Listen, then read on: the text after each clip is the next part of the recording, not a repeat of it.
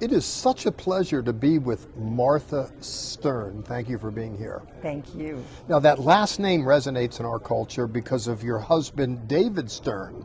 The Complete Jewish Bible was that pioneering work to bring to life, certainly the Jewish connection to the Jesus story through a translation. And you were involved in behind this, correct? Yes.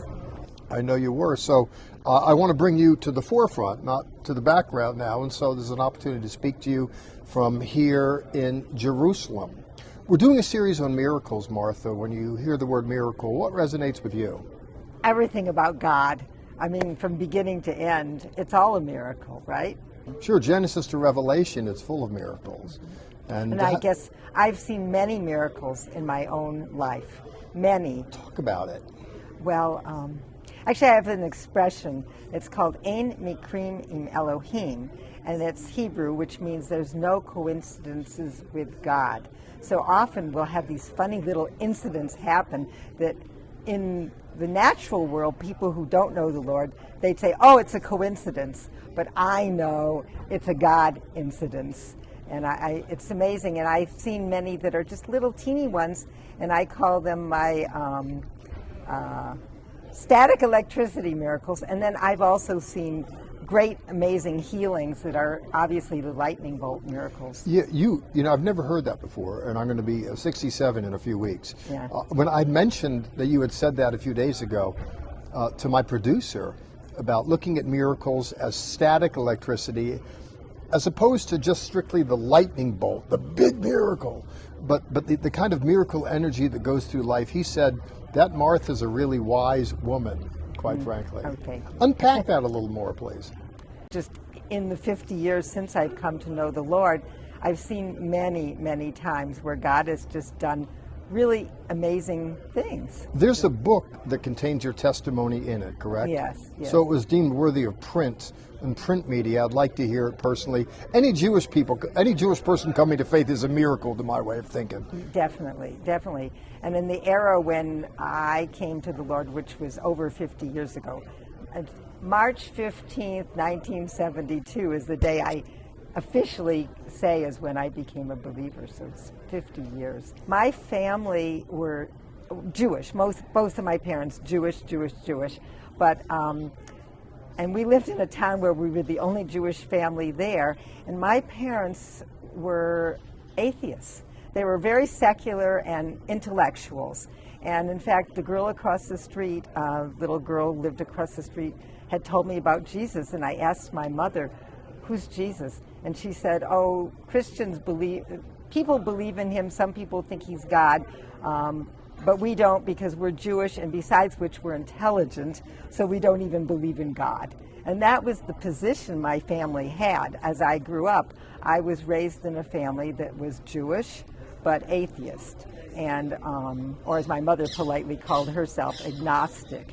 And so I went through life, and we eventually moved to a town where there were a few other Jewish kids in the subdivision where I lived, but I was pretty alone because my family didn't want to go to the synagogue. They didn't want to be part of the regular Jewish world, and I knew I was different than the non-Jewish kids in my school.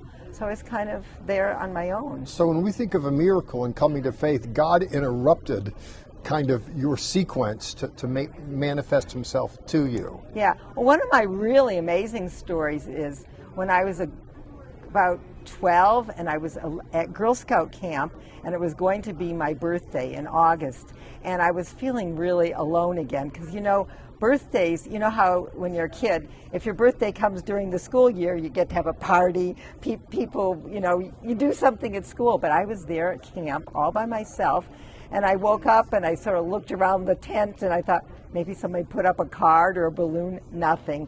And I was like, oh no, and I knew I was even the cook and I had to make my own birthday cake that day. And I was like, oh. As I was walking through the trail that led to where the lake was, where we would swim and do our swimming lessons, I just looked up at the sky. You know, I didn't know God, and I looked up at the sky and said, I want a rainbow. I want a rainbow. And then, lo and behold, 5 minutes later, as I came towards the lake, there was a big rainbow. Well, if I have a prayer request, I'm definitely going to pitch it your direction because that's marvelous. So from 12, I'm not going to ask how old you are now. It's not polite to do so. But there's a journey. In the process, you had come to faith. What about divine intervention, miracles? You mentioned the lightning bolt, wow, and the little, just the static thing that God does, which is one example. What are some of the things that are really pronounced in your mind's eye? Well, I would eye? just like to share a little more about my whole path of coming to know the Lord, because I continued on my life and I just sort of went through, I was an artist and I ended up studying art at the University of Michigan. I was an art student, and that was in the 60s. So I mean, I did yoga and I did this and I did that, and I was really searching. As a child, I occasionally went with a neighbor to the synagogue because I really wanted God. I was looking for God in my heart. And but you know, my life went every which way, and I ended up not anyway being close to Judaism or, of course, not Christianity.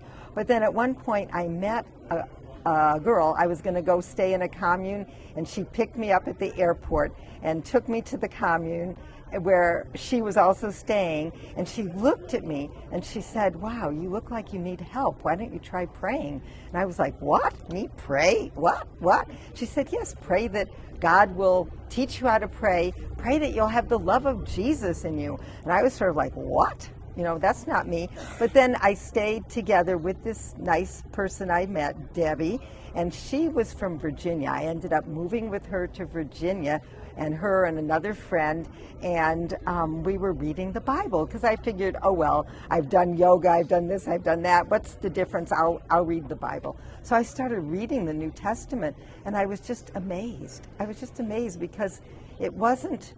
It was about Yeshua, Jesus. He and his friends, and I realized I wanted to be a friend of Yeshua. That was the way I put it, and I had a number of interesting experiences along the way, but I'm not going to take the time to tell about them. But then we'd gone down to Virginia Beach, which is near Richmond, where we were staying, and I'd gotten up early, and I was all by myself out on the beach, and I was like still feeling really lonely, and it hadn't all clicked yet, but I knew I was wanting to follow Jesus, follow Yeshua. But I thought, oh gosh, if I go home and tell my parents I believe in God and Jesus, I mean, Jesus, was less scary, but to tell them even I believed in God, I thought, I better know for sure that this thing is real, because I don't want to go home and be humiliated if another 3 months later I go, oh well, never mind, I'm not going to do that one. It's just as dumb as yoga, forget it. So I thought, I really need to know for sure. And I sort of looked up at the sky and I'm like, God, if you're there. And then I thought, well, God, this is God I'm talking to, right? He created the whole universe. He did everything. I mean, so if it's really God and he's really real, he can send me a sign. I wanted something real. I didn't want to just feel good, like when you meditate, you can feel good. But I wanted a sign. So I said, because I knew when I went home and told my parents that I believed in this, they were going to treat me like an idiot for the rest of my life. So anyhow, I said, God, and I thought, well, it's God, he can do anything. And this is so funny, my kids laugh. I thought, well, he could send a flying pink telephone. But then I thought, well, that's pretty stupid. And I'm sitting on the beach, and I said, well, send a giant seashell. I thought something real, though. I wanted a specific thing. I didn't want to just have a feeling. So then I sat down to wait, and I was sitting like this with my yoga position, and I had this distinct feeling. I was like, with my eyes closed, my legs crossed, my hands out, and I had this distinct feeling, don't sit like that. Sit like those girls in the cigarette ads that look so happy.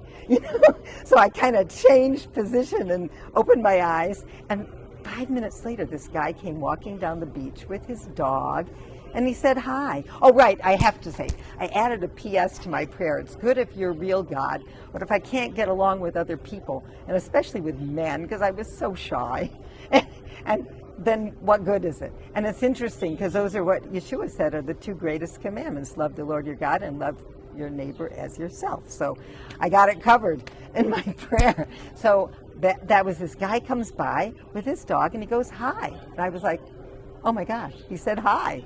That was neat. I didn't go, hey, I'm here, hi, notice me. And he just walked on down the beach. And then 5 minutes later, he came back and he had this long, thin stick, like the kind when the trash guys pick up trash in the parks. It's this very long, thin stick, and it had like a piece of paper on it. And he left it in my footsteps where I'd walked from the water, up the beach, from the water to where I was sitting. And it was like 5 a.m, all alone on the beach. And he just left this stick in my footprints and walked on. And so obviously, great movie scene. I thought, oh my gosh, he left it. For me, I went to look, and it was not a piece of paper on the stick. It was this seashell with a little hole in it where he'd stuck it on the stick. And you've kept it for all those years? Yes, of course. Okay, so, we're interested in miracles, but it seems the thing that you wanted to accentuate the most was just the miracle of God working those little static moments to bring you to where you are. Here you are, a believer in Yeshua in Israel, and a prominent one at that. And it all began with just little miracles leading you along. Yes. Final word's yours. I want to keep going. I want to keep living my life and seeing God do more miracles and praise Him. And kudos to you for keep on going. And I hope that by virtue of you sharing your story with us, it helps a number of people all over to keep on going. God bless you, Martha. Thank you.